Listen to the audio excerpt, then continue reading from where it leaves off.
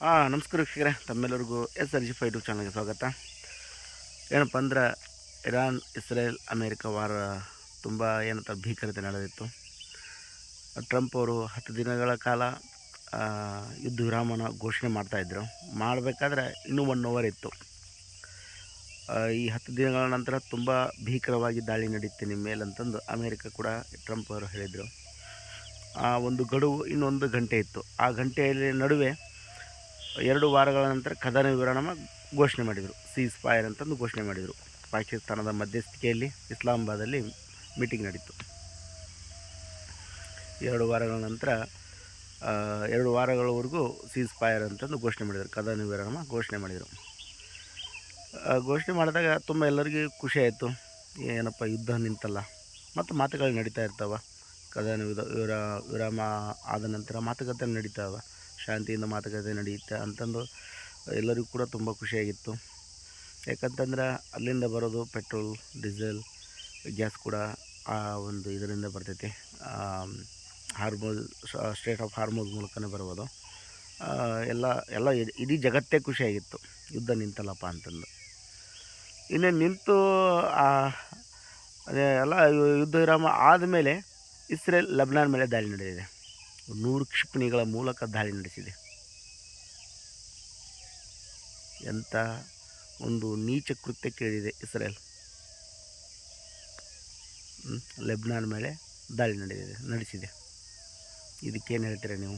Israel ನಡೆಯನ್ನು ನೀವು ಯಾವ ಥರ ಬಿಂಬಿಸ್ತೀರಾ?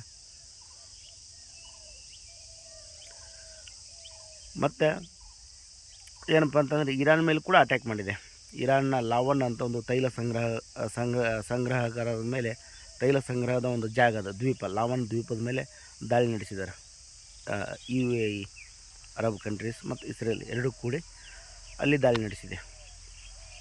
ಇದಕ್ಕೆ ಪ್ರತ್ಯುತ್ತರವಾಗಿ ಅವರು ಕೂಡ ದಾಳಿ ನಡೆಸಿದ್ದಾರೆ. ಯಾರು? ಇರಾನ್ ಅವರು ಕೂಡ. ಇರಾನ್ ಅವರು ಸುಮ್ಮನೆ ಆಗಿಲ್ಲ. ಈ ಒಂದು ದಾಳಿ ನಡೆದಾದ ಮೇಲೆ ಇರಾನ್ ಅವರು ಕೂಡ ಬಹ್ರೇನ್ನಲ್ಲಿರುವ ಮತ್ತು ಕುವೈತಲ್ಲಿರುವ ಅನಿಲ ಸಂಗ್ರಹದ ಮೇಲೆ, ತೈಲ ಸಂಗ್ರಹದ ಮೇಲೆ ಕೂಡ ಇವರು ಕೂಡ ದಾಳಿ ನಡೆಸಿದ್ದಾರೆ. ಯುದ್ಧ ನೋಡಿ ಎಲ್ಲಿ ಹೋಗ್ತದೆ ಅನ್ನೋದು ಗೊತ್ತಾಗ್ತಾಯಿಲ್ಲ. ಇತ್ತ ಟ್ರಂಪ್ ಕದನ ವಿರಾಮ ಅಂತಾನೆ, ಇತ್ತ ಇಸ್ರೇಲ್ ಯುದ್ಧ ಮಾಡ್ತಾಯಿದ್ದಾರೆ. ತುಂಬ ಏನಂತಂದ್ರೆ ತುಂಬ ನೀಚ ಕೃತ್ಯ ಕೇಳ್ತಾ ಇದೆ ಇಸ್ರೇಲ್. ತುಂಬ ಅಂದರೆ ತುಂಬ ನೀಚ ಕೃತ್ಯ ಕೇಳ್ತಾ ಇದೆ. ಇದ್ರ ಬಗ್ಗೆ ಅವ್ರ ಬಗ್ಗೆ ಮಾತಾಡೋಕ್ಕೆ ಏನೋ ಪದಗಳು ಸಿಗಲ್ಲ. ಸರಿನಾ ವೀಕ್ಷಕರೇ?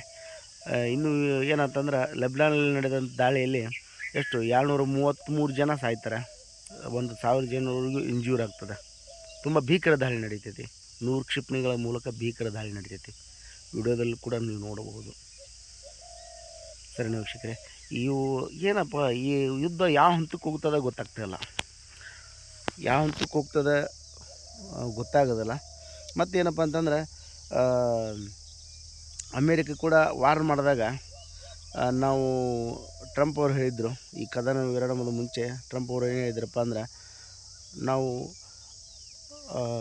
ಏನಪ್ಪ ಅಂತಂದ್ರೆ ಇದ್ರ ಮೇಲೆ ಇರಾನ್ನ ಒಂದು ತೈಲ ಘಟಕಗಳಾಯಿತು ಮತ್ತು ವಿದ್ಯುತ್ ಸ್ಥಾವರಗಳಾಯಿತು, ಮತ್ತು ಏನಂತಂದ್ರೆ ತುಂಬ ಬ್ರಿಡ್ಜ್ಗಳ ಮೇಲೆ ಅಟ್ಯಾಕ್ ಮಾಡ್ತೀವಿ ಅಂತಂದಾಗ ಇಡೀ ಒಂದು ಇರಾನ್ ಜನ ಅಲ್ಲಿ ಏನಂತಂದ್ರೆ ಪ್ರೊಟೆಸ್ಟ್ ಮಾಡಿದ್ದಾರೆ. ಅದನ್ನು ಇದ್ರ ಜೊತೆ ನಮ್ಮನ್ನು ಹೊಡ್ರಿ ಅಂತಂದು ಪ್ರೊಟೆಸ್ಟ್ ಮಾಡಿದರು. ಎಲ್ಲ ಜನ ಏನಂತಾರಲ್ಲ, ಮಾನವ ಸರಪಳಿನ ರೂಪಿಸಿದರು.